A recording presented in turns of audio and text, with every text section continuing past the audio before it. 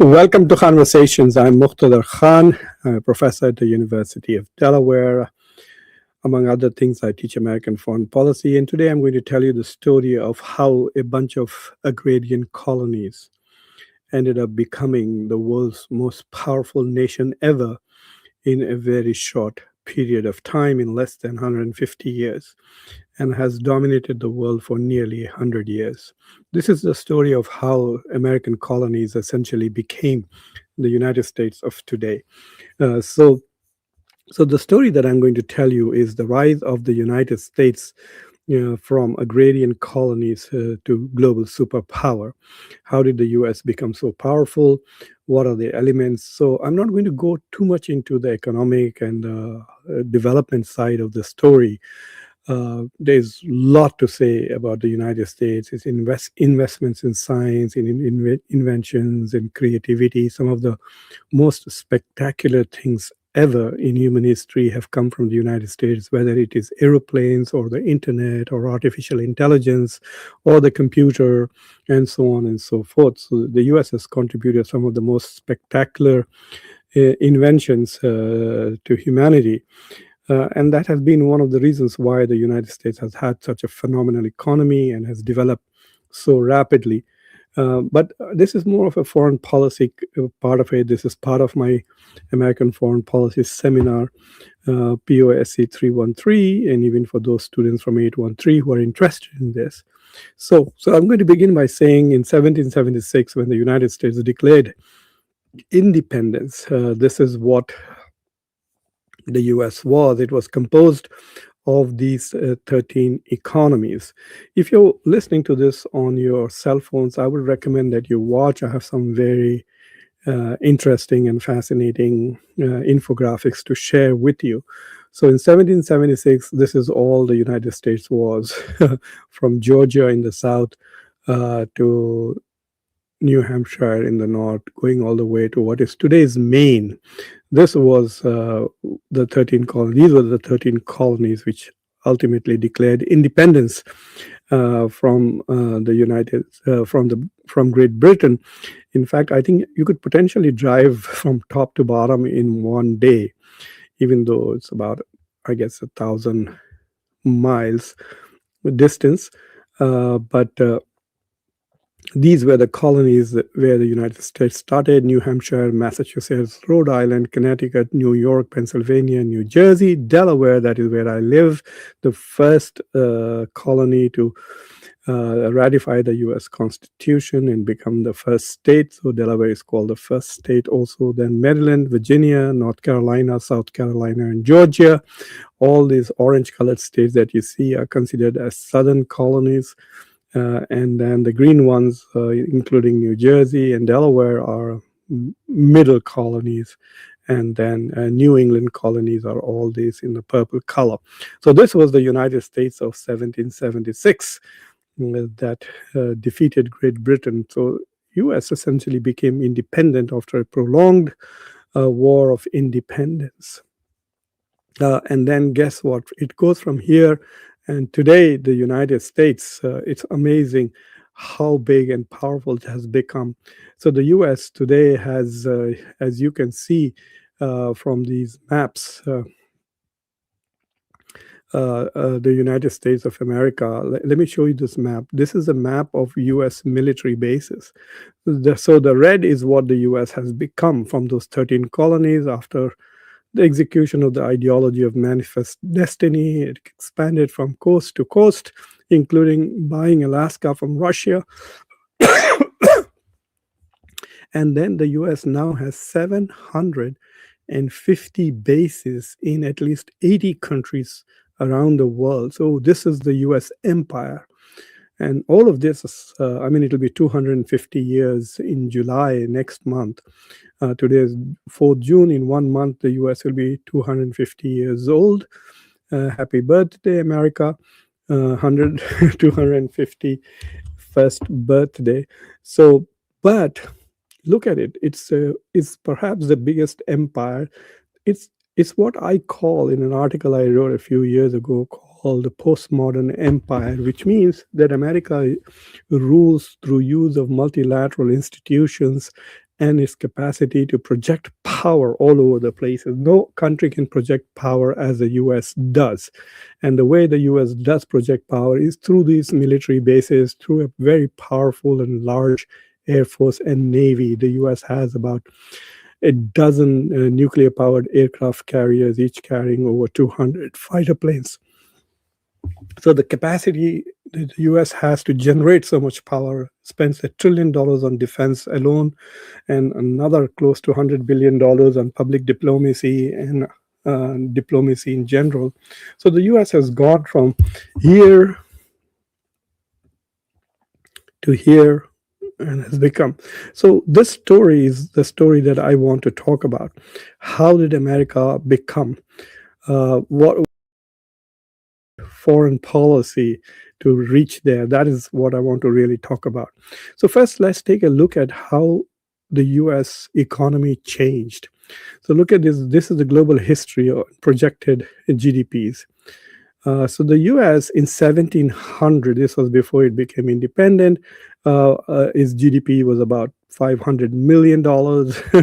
And then in 1750, it became $1.2 billion.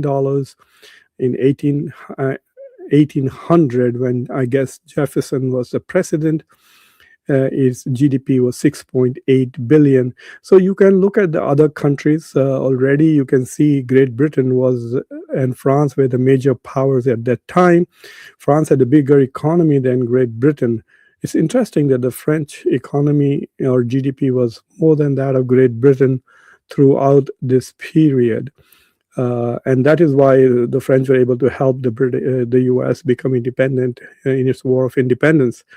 But then after from 1800 to 1850, you see this is the period where industrialization began in Great Britain, and you can see Great Britain's economy moving faster and faster and overtaking France and going on.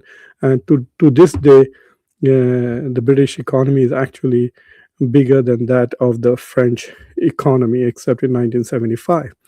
But the American economy started growing. And if you look at 1875, this is where the US economy had already become the biggest economy in the world in 1875. In 1850, this is before the Civil War, the US was still an agrarian society. The US economy was less than Great Britain's. And if you notice, India was also much, much bigger at that time. India was double the size. In fact, India's GDP was double, is more than the British and the US combined. Or, well, US and Britain were 106 and India was 105. So in 1850, the Indian economy was equal to the entire economy of Britain and US combined. Can you imagine that? This is about 175 years ago, or more. Yeah, about 175. This is in 1850. This is before the British took over. East India Company was still in charge. But then things began to change significantly after 1850s. That's when the industrialization of the US took place. And then, boom, there was no looking back. The US became the world's biggest economy in 1875. And then from then, it's no looking back. See how much bigger it became, nearly 1.5 times that of Great Britain and nearly 3 times that of France. This is the 19th century. And of course, at the time of end of World War II, the US was already a $1.5 trillion economy. It was more than most of the economies combined. 50% of the global GDP was US GDP in 1945-46. And today, even today, the US is about 26% of the global GDP. So the US is today, in spite of all the talk about decline, still contributes 26% of the global GDP at $31 trillion. The next economy is China. You can see how China has grown. And China also started growing rapidly. And so in 1900, India was still bigger than China. In 1925, India was bigger. In 1950, India and China were roughly the same size. And then 1975 onwards, you can see the gap between India and China beginning to grow. And after that, of course, now China is 5 times bigger than, roughly 4.5 to 5 times bigger than Indian economy. So how do we look at it? So I want to rely on the work of a very prominent American historian. Let me tell you what his name is. So his name is Michael Mandelbaum. He just published a book a couple of years ago called The Four Ages of American Foreign Policy. And in these 4 ages of American foreign policy, he identifies the 4 stages of American growth and American progress and development. And that is going to be the basis of the rest of my lecture about how America has grown. My focus is on American foreign policy. This is not a lecture on development economics or scientific development, etc. So these are the 4 stages that he talks about. And in these 4 stages, he says that the first stage of America was as a weak power from 1776, when it declared independence, to 1865, that was just before the Civil War. So America then became a great power from 1865 to 1945. This is the period of sort of rapid industrialization of the United States. And as I told you, by 1875, the United States had become the world's biggest economy, already overtaking France, etc. In fact, if we go back and actually look at 1875, we will notice several interesting things, which is that Germany was also beginning to rise, so was Japan, but they were not that big until you move into come to 1900. There you see, and Germany had also started becoming bigger and bigger economy, as was Japan. So the first period is a weak power from 1776 to 1865, and then in the second phase, it became a great power, 1865 to 1945. And then, of course, after the end of the Second World War, 1945, the US becomes a superpower along with the Soviet Union. We experienced the Cold War, the bilateral relationship. The Cold War lasts from 1945 till 1991. And then we move into an era of unipolarity. And this unipolar moment in history is what Michael Mandelbaum uses the word hyperpower. So the United States has become a hyperpower since, he says, from basically 1991 till 2015, and that's till that time is when he wrote the book. A lot of people argue that the United States' relative decline has become in 2008, and after the global economic crisis. But I think the talk and chatter of America's decline are quite ridiculous. Especially a lot of people in India these days seem to keep talking about America as a declining power, and then the whole country wants to migrate to the United States, legally or illegally. All the leaders and all the politicians have sent all their children here to America, and then they think that America is declining. There is no such thing as America's decline. It is just wishful thinking. America at $1.2 trillion is now 8 times bigger than the Indian economy. It is still 1.5 times bigger than the Chinese economy. We are 8 times bigger than the British and the French and the Germans. We are bigger than the French, the German, the Indian, all of them combined. If you take that next 5-6 powers other than China, which is the third biggest power, Germany at 5, and then on the third spot is Germany, fourth spot is Japan. So if you take both of those economies, and the fifth spot is Great Britain, and sixth is India. So if you leave China out, the US is bigger than most of these countries all put together economically, even today. So there is a lot of chatter about how it is, but at $90,000 per capita income, we are nearly 5 times or 6 times richer than China and close to 30 times richer than India in terms of per capita income. So these are the four stages which are very interesting to think of, that Michael Monroe one, that the US was first a weak power, became a great power, became a superpower, became a hyperpower. And even if China rises and catches up with the US, then we will be back to this third age where you will see that the world will be dominated by two superpowers, not one hyperpower, but two superpowers, which is US and China, for quite a long period of time. Remember, the British declined long ago. By 1875, they were way behind the US. But still, to this day, Great Britain is a great power. It is one of the few nuclear powers in the world, and it is the fifth biggest economy in the world. It is a permanent member of the UN Security Council. It has a veto power, and it has declined, God knows what, 100 years or more ago. And so similarly, the United States is going to be there for several hundred years. I'm pretty sure about US domination. You are not going to see that. So now let me quickly run through the foreign policy side of it during those stages. So when America was a weak power in 1776, one of the most important foreign policy achievements of that era is by Thomas Jefferson, who was the Secretary of State under John Adams, but under Washington, he was an ambassador, and he is singularly responsible for building the French-US alliance, which really helped the United States become independent. So without the French support and help, the US, these colonies of the United States could not have defeated Great Britain. And so the role of diplomacy is fundamentally important.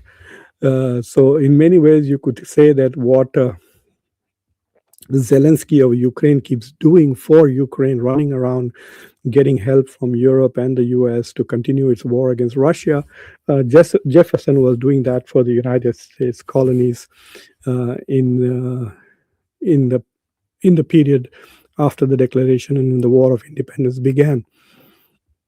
The second major event is the Monroe Doctrine. And the Monroe Doctrine was passed much later by the fifth president of the United States, James Monroe, and this was in 1823.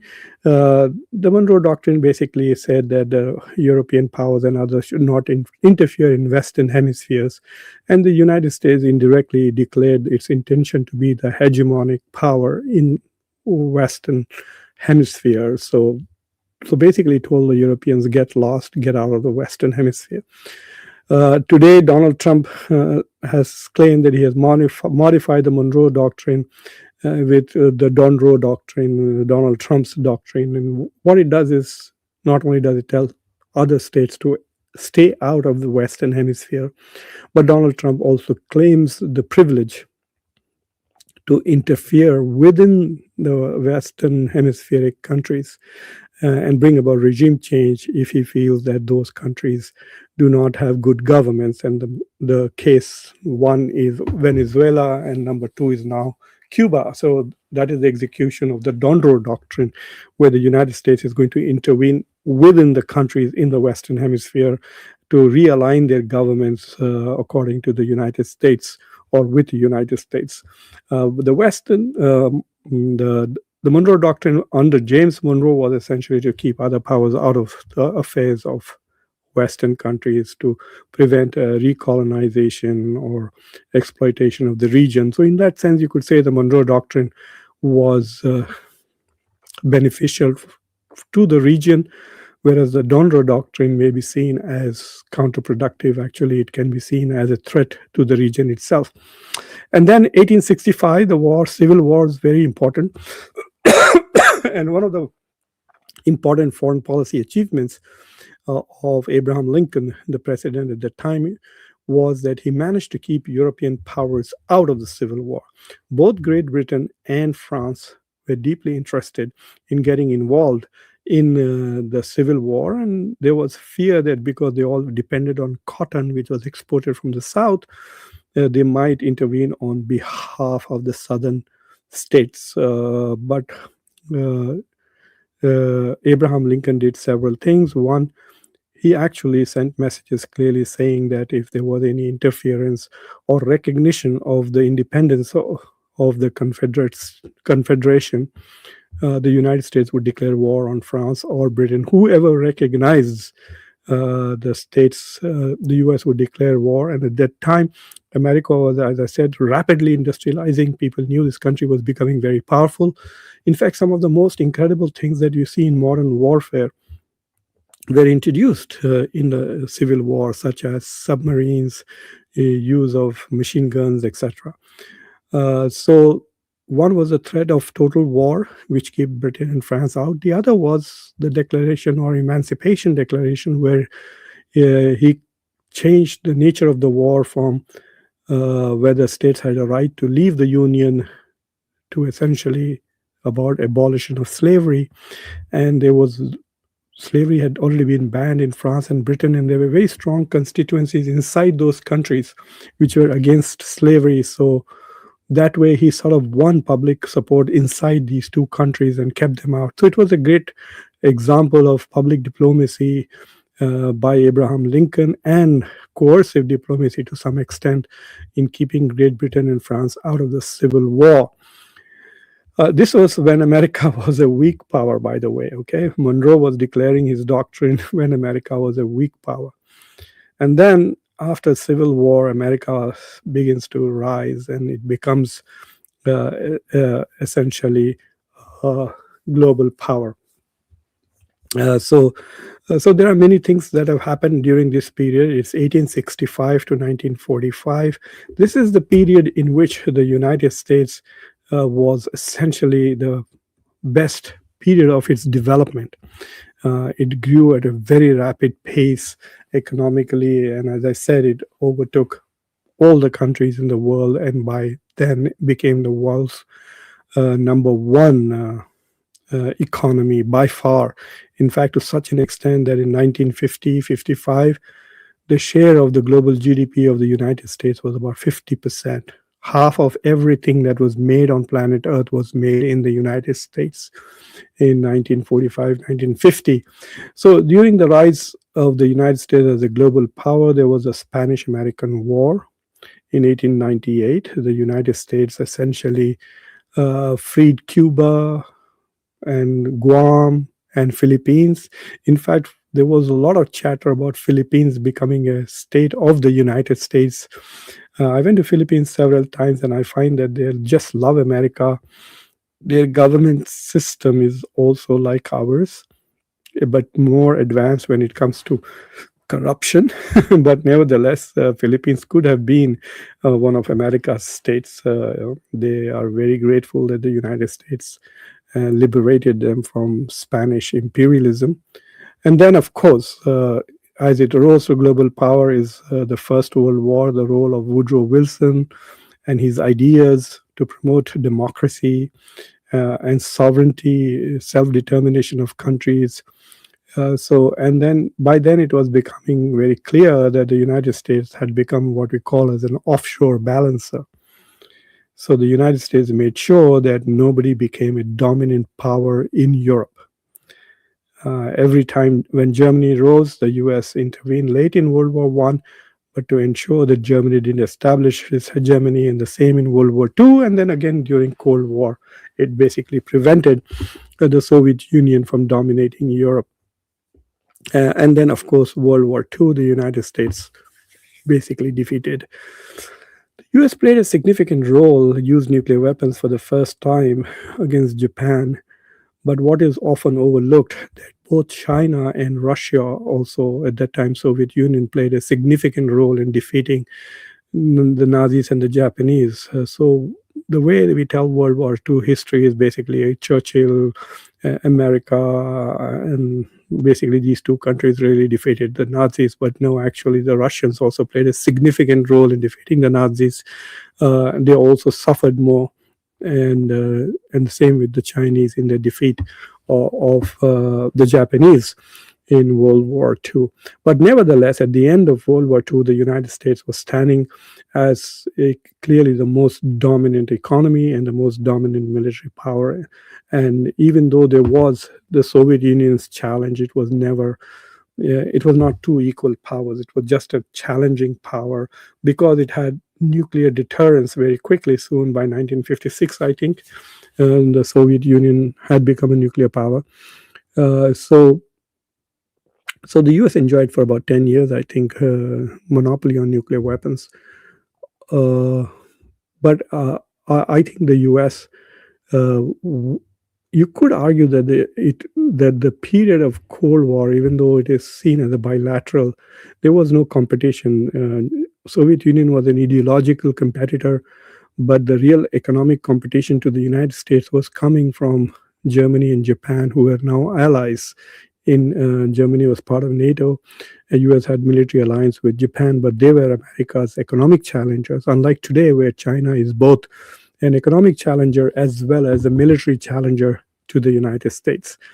So the third stage, which is the superpower stage, is from 1945 to 1990. Some of the major events of that period is, you could say, the Korean War and its legacy, which is still continuing with the tensions with North Korea, South Korea. But one of the bigger achievements of U.S. foreign policy was Nixon going to China, which is also interesting, where Pakistan played apparently a very important role in mediating between China and the United States. In fact, Kissinger apparently went to Pakistan, but he was actually visiting China. So Pakistan played a important role in what is called as Nixon's triangular diplomacy. By building good relations with China, he prevented China from becoming a major ally of the Soviet Union. In 1967, there was also a kind of a border war between the Soviet Union and China. So even though China was a communist country, it did not fully belong to the Soviet bloc, you could say. In many ways, it remained part of the Third World and the non-aligned movement to a great extent. And then, of course, the rise of Ronald Reagan, and then America's goals or grand strategy during the Cold War until Reagan came was about containing the expansion of communism. But after Reagan became president, it was about rolling communism back, and that led to basically bankruptcy and collapse of the Soviet Union, which disappeared, and it does not exist anymore. And then now let's go to the final stage of the rise of American power, America as a hyperpower. So in 1991, after the collapse of the Soviet Union, the United States began to enjoy its status as a sole superpower. And then it started making mistakes after mistakes after mistakes. The first mistake, as Michael Mandelbaum himself says, was the NATO expansion under Bill Clinton, and then the Iraq War and the Afghan War. There was no escaping. The U.S. had to go to war in Afghanistan, but the U.S. didn't have to stay there for 20 years and indulge in nation building and all kinds of rubbish, mission creep related stuff. So the U.S. failed in Iraq, the U.S. failed in Afghanistan. The NATO expansion has resulted in the Russia-Ukraine war. And now Donald Trump, with his tariffs, he's also destabilizing the international system. And now with the Iran war and the blockage of the Strait of Hormuz, you could say the global economy is under great stress and threat. So the United States, in this era of unipolarity, has made mistakes after mistakes, blunders after blunders when it comes to foreign policy. And I think that it would have been even better if the United States had acted more sensibly in this era. But let us see what happens the way these three presidents have acted. George W. Bush with his global war on terror, And then Barack Obama with his pivot to Asia, his efforts to make peace with Iran, and then Donald Trump with his America First, but which is actually an Israel First foreign policy, is now disrupting the world through his war with Iran as well as his tariffs. So this is the story of American foreign policy, and there's a lot of chatter that the United States is declining. I don't see that. The United States is still the biggest economy in the world at $32 trillion. A lot of people talk about US debt, but if you take a look at the debt of other countries, I've actually done a full fledged show on that. Countries like Japan, France, Britain, they have a higher debt ratio than the United States, and the same. The US debt to GDP ratio is at 1.3, which means that it is 130%, whereas countries like India and China are reaching about 95% GDP. But there's a huge fundamental difference. America can print dollars. None of these countries can print dollars. So as long as dollar remains the global reserve currency, the United States enjoys tremendous advantage. And the negative consequences of having a large debt is not that serious for the US as it is for other countries. For example, your credit rating goes down, you're unable to pay back, or the share of your annual budget is consumed mostly by your debt servicing. So the cost of debt servicing reduces your capacity. America's problem is that its policies domestically have created an shall we say, an unfair and unhappy distribution of wealth. Some people have a lot of money and others don't. That is America's problem, that it is not distributing wealth well. As a result of that, Americans don't, even though we spend more than anybody else on healthcare, we don't have the best healthcare. The same is true with our education, which has become very expensive at the college level, and the quality has suffered at the school level. So yes, there are certain things that we need to fix at home. Have a more progressive tax system, but internationally, I don't think any of these countries are anywhere near. If China was as powerful as most people think, it would have taken Taiwan by now. Everybody knows that America has done very foolish things by depleting all its military resources, by supporting Ukraine and Russia and Israel for the last 4 or 5 years. And in this period, we have allowed our weapons stockpiles to go down terribly. So we won't have the weapons we need to fight to keep Taiwan independent if China were to invade.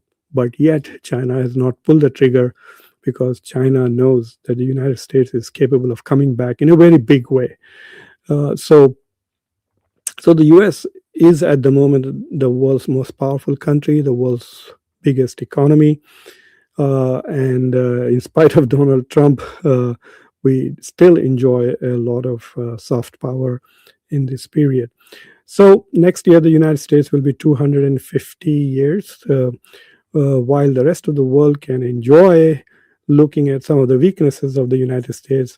I think it is important for Americans to focus on reform, economic, educational reforms, and also reform in its foreign policy thinking.